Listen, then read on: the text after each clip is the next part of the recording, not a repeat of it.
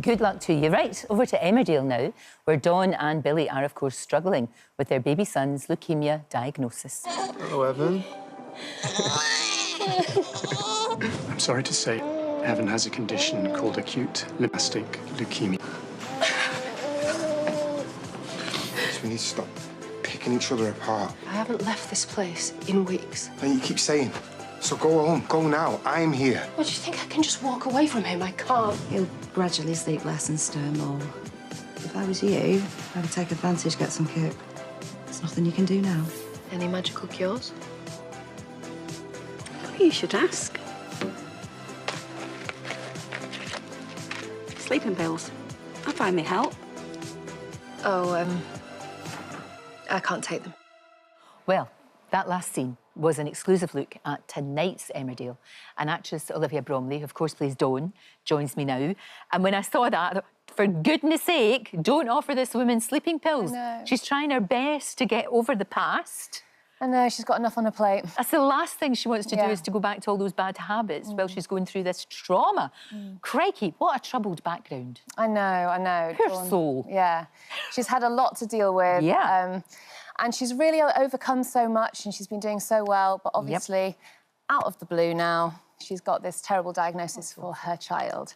So her and Billy are navigating this really difficult diagnosis. So on top of everything else, as a new mother, she's got to deal with that. And she cannot go back to that. We don't want her, taking anything, any sort of anything that will bring back those addictions that she's faced in a vulnerable place to. as well.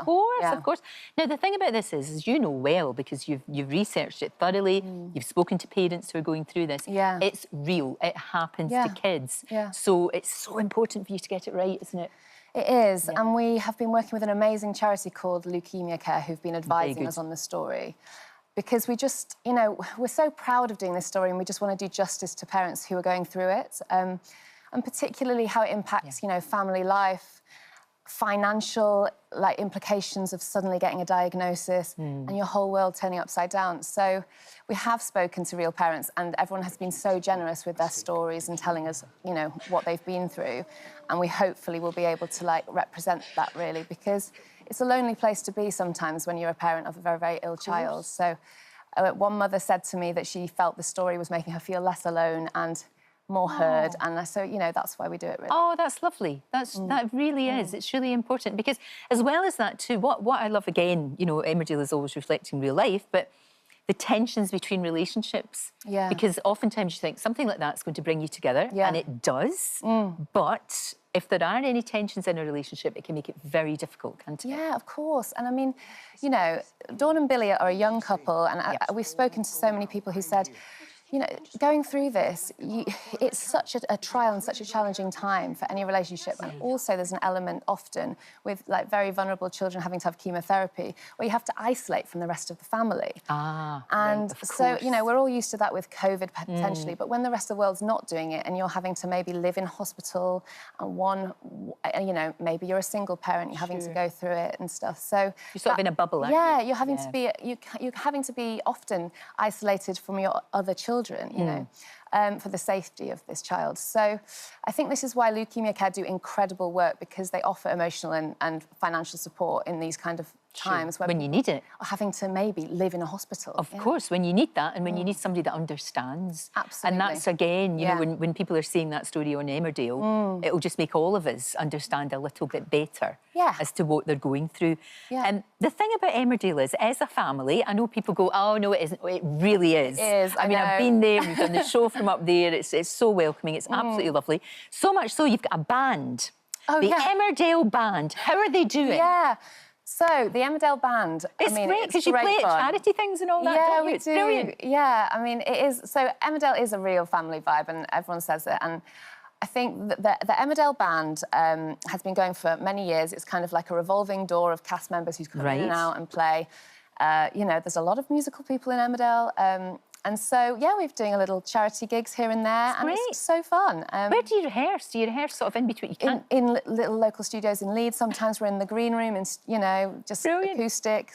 It's all very thrown together, but it's a lovely thing to be able to do for charity. What a great idea. Look, there you are. This is the latest incarnation of the Emmerdale Band. But, lots of different people. I mean, come in It's and a out. broad church. Yeah, if you can absolutely. sing or play an instrument, Everyone's welcome. You're there. And I think that's, and again, shows you, you know, the power of Emmerdale. Speaking of that, though, it's global. It's not just in the UK. I mean, you've been abroad and got recognised. Yes. I mean, at the Vatican, you got recognised, for goodness sakes. That's so funny. I mean, obviously, in Yorkshire, you'd imagine you'd get recognised quite a lot. But yeah, this picture... With two nuns, two smashing so nuns. I was on holiday in Rome, outside the Vatican, and two nuns, big Emmerdale fans, came up. So that was great. Well, it'll be an education for them. I know, absolutely. They'll know all about human life. All human life is there.